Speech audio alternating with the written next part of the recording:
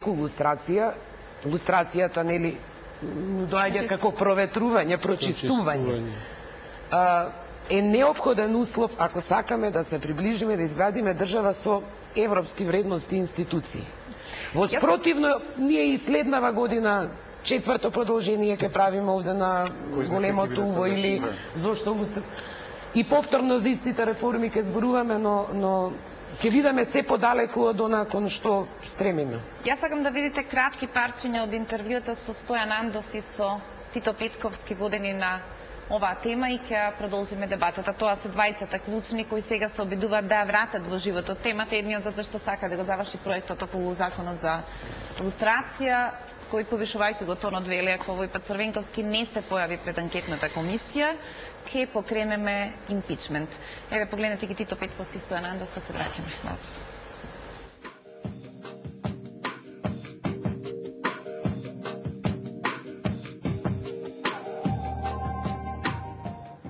Што е разликата, да речеме, меѓу нас и една средена држава како што е Америка? Во Америка двајца новинари во почетокот на 70-те години дошле до информација за дека во предизборието, пред изборите, функционери од изборниот штаб на председателот Никсон, тогаш беше председател и вториот мандат да го добие, Никсон обезбедиле да ги прислушкуват своите ривали, демократите. Објавија дека такво нешто има, објавија како е тоа изведено и имиња и кои се излезе дека некои блиски на Никсон се таму. Во Америка председателот не можеше да спречи обвинителот да отвори истрага против тие луѓе. Отвори истрага. И кога низ истрагата дојде до сознание дека Никсон, председателот, знаел на време за тие работи, за да не се изведе импичмент, да биде симнат, Никсон му е соопштено до кое сознание дојде, тој си даде оставка. Така ли? Ги доби изборите, но после се даде оставка. Кај нас не новинарите да то знаат.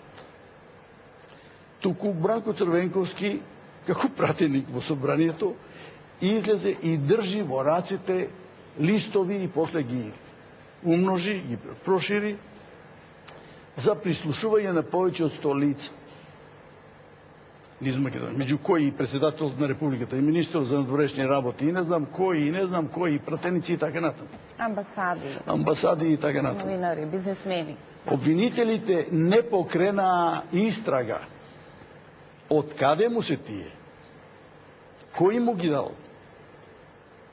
Кој е тој што прислушкувал? Како, кога тој разбрал да се прислушкува? И така натаму и така натаму. Не покренаа кај на истрага. И напротив, дојдоа нови избори, го избраа за председател на владата, дојдоа нови избори, го избраа за председател на државата. Добро. Значи, обратно, откако во една држава... Зошто вие не бевте упорен? Во што да бидам упорен? Во анкетната комисија. Откако не се согласија Црвенковски доста Димовска да се појават во анкетната комисија, вие ја затворивте целата приказна. Не ја затворивме, таа си е отворена приказна, меѓутоа во анкетната комисија имаше мнозинство Социјалдемократскиот сојуз и неговите партнери и ние не можевме да се надвеваме, да протуркаме заклучок со осуда на Бранко Црвенковски, да го предложиме на собранието да отвориме постапка против него. Не може анкетна комисија тоа да го реше. Во Америка не формира анкетна комисија за Никсон да се рачисти работа. Добро, зошто тогаш обвинителот тоа го праве. Добро.